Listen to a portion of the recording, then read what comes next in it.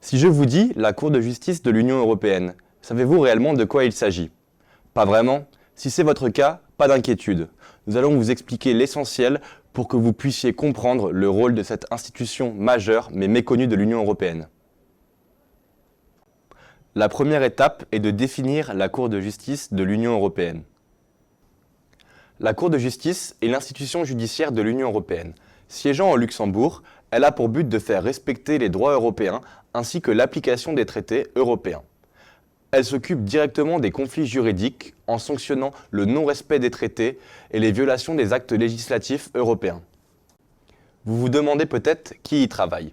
Eh bien, la Cour de justice est composée de 27 juges, soit un juge par État membre de l'Union européenne, dont un président et un vice-président.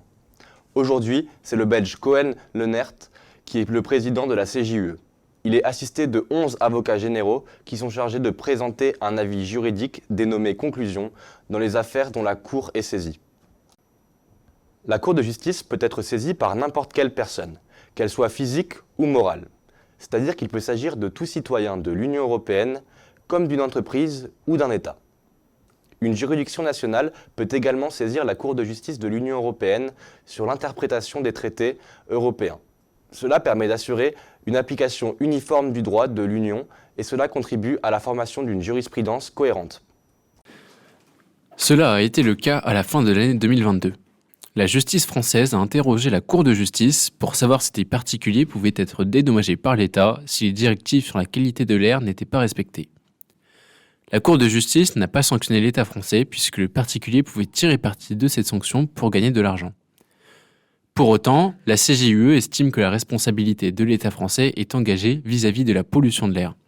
D'autant plus que ce dernier a déjà été condamné à 2 reprises, en 2019 et en 2022, pour ne pas avoir suffisamment agi contre la pollution de l'air. Quelles sanctions la Cour de justice de l'Union européenne peut-elle émettre face aux infractions?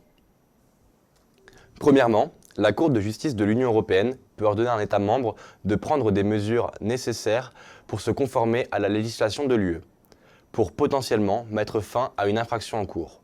C'est ce qu'on appelle l'injonction.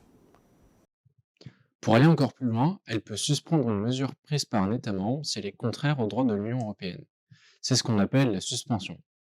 La CJUE peut également sanctionner la personne physique ou morale condamnée aux dépens. Ce type de sanction signifie que le ou les coupables doivent rembourser tous les frais liés à la procédure judiciaire. C'est cette condamnation qui est appliquée vis-à-vis de l'État français à 2 reprises suite aux arrêtés sur la pollution de l'air. La Cour de justice de l'Union européenne peut aussi faire payer une astreinte ou une amende journalière à un État membre ou une entreprise en infraction. Ces astreintes sont souvent très lourdes, leur montant pouvant atteindre plusieurs millions d'euros. En 2021, la Pologne a été condamnée à une astreinte de 1 million d'euros par jour pour ne pas avoir mis fin aux activités de la Chambre disciplinaire de la Cour suprême qui menaçaient gravement l'indépendance de la justice polonaise. En dehors des États membres ou des entreprises, la CJUE peut également infliger des sanctions aux institutions européennes. Dans la même optique que les États membres, elle peut annuler une décision prise par une institution de l'UE, si elle est contraire au droit de l'Union européenne. C'est ce qu'on appelle la nullité. En 2011, lorsque la Commission a rendu obligatoire l'étiquetage des agrumes qui font l'objet d'un traitement post-récolte, l'Espagne a demandé à la Cour d'annuler cette obligation, car elle ne touchait que les producteurs d'agrumes et non ceux d'autres fruits. La CJUE n'a pas donné suite à cette requête car elle a estimé que les pelures d'agrumes pouvaient être utilisées en cuisine et que l'obligation d'étiquetage assurait sans discrimination un niveau uniforme et élevé de protection des consommateurs. Enfin, même si la Cour de justice de l'Union européenne a recours à de nombreuses sanctions, elle ne peut pas infliger de peine de prison. Vous l'aurez compris, ces recours sont donc au cœur du fonctionnement de la juridiction européenne. Cette institution, pourtant très peu médiatisée par rapport au Parlement européen ou encore à la Banque centrale européenne, a permis de nombreuses avancées pour clarifier et réguler les infractions au sein de la société européenne. La Cour de justice de l'Union européenne est donc un organe nécessaire pour mettre en œuvre des valeurs au cœur de l'ADN de l'Union européenne, l'état de droit et la démocratie.